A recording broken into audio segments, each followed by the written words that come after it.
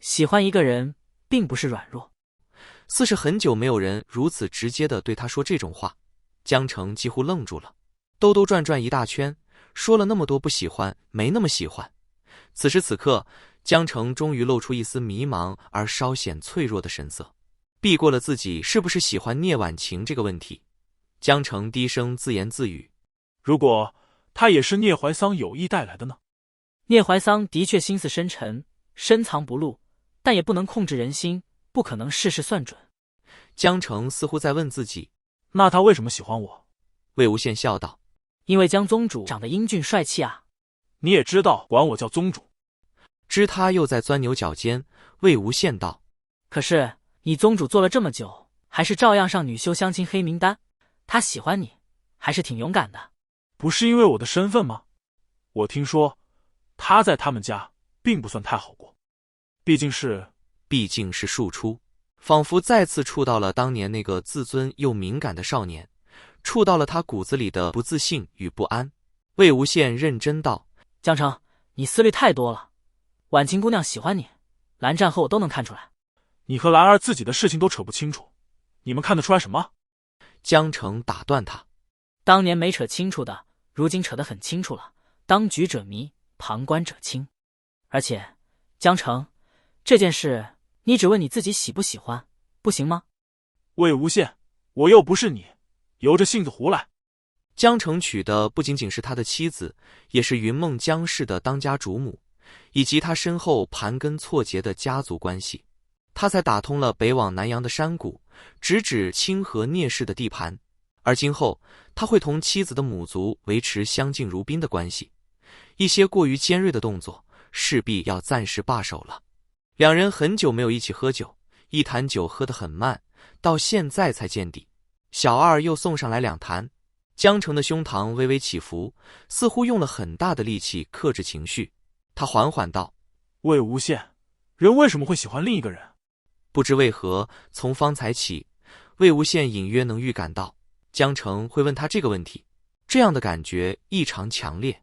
魏无羡不知该从何打起，搪塞了一句：阿成，你几岁了？突然亲密的称呼，江澄怔了一下，才道：问这个做什么？你不知道吗？魏无羡虚弱地笑了笑：你真是没我可爱。男人为什么要用可爱来形容？死断袖！魏无羡坐直身体，转向他，正色道：江澄，终身大事，你就由着你自己性子吧，就这一次。这一次，你由着自己性子来吧。江澄哼了一声，不答话。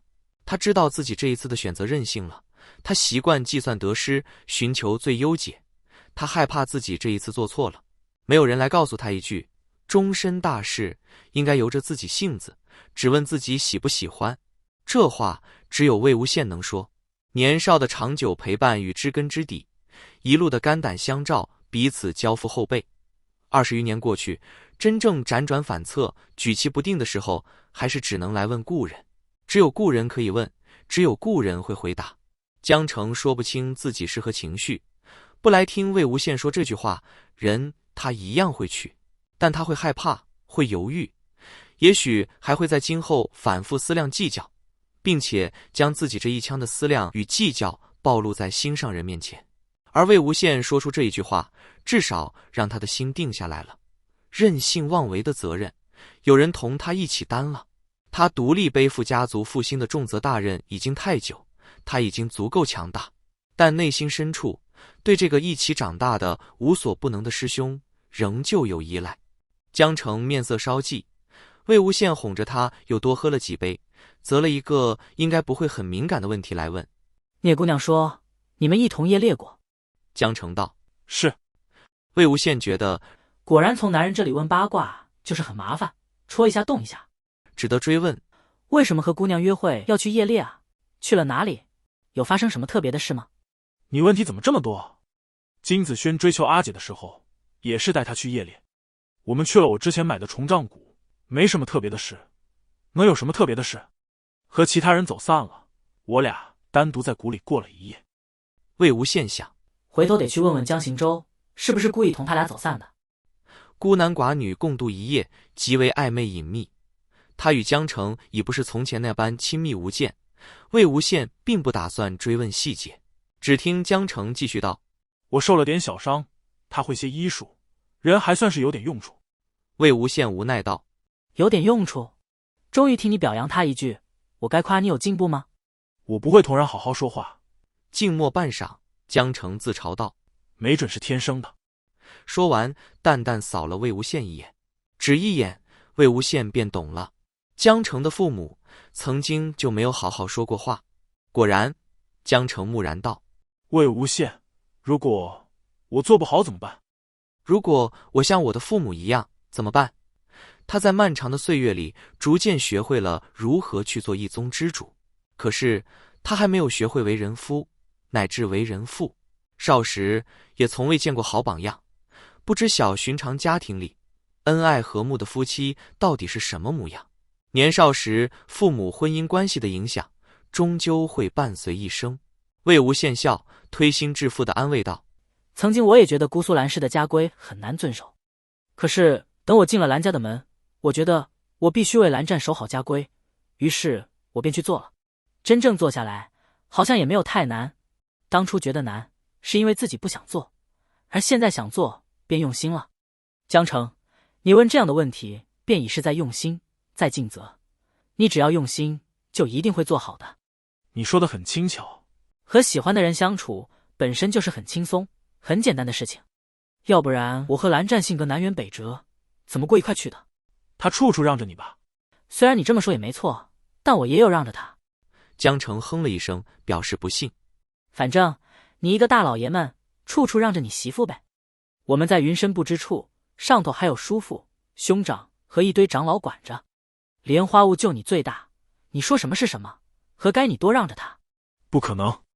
江澄嘴上这么说，但面色看上去倒像是把他的话记心里了。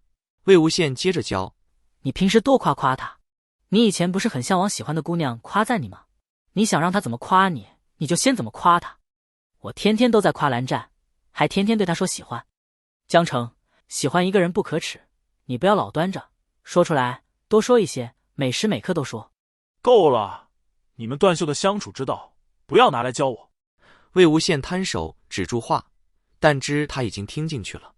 魏无羡柔声道：“江澄，至少你现在就开始担心以后能不能做好，开始学着如何去做好，这就是能够做好的开端了。你别怕。”我没有在怕。江澄一口喝干碗里的酒，然后道：“我会娶她，下个月就下聘。”魏无羡真诚道：“恭喜你了，师姐知道也一定会很开心。”江澄自嘲的笑笑：“我想过要争仙都，他真是在计划之外。”魏无羡惊到了。仙都尉空悬数年，他知江澄有心扩大家业，但不知他有此野心。你会告诉兰儿吗？魏无羡犹豫了一下，他倒不会刻意泄露江澄的心思，可他更不想刻意隐瞒蓝忘机什么。但江澄很快道：“你告诉蓝忘机也无妨，但你们别叫其他人知道。”好，反正兄长无心于此。而后又问道：“你没有同其他人说过？”没有，连亲随也没有说过。魏无羡郑重道：“我们不会告诉其他人的，只是江澄，这多少就是个虚位了。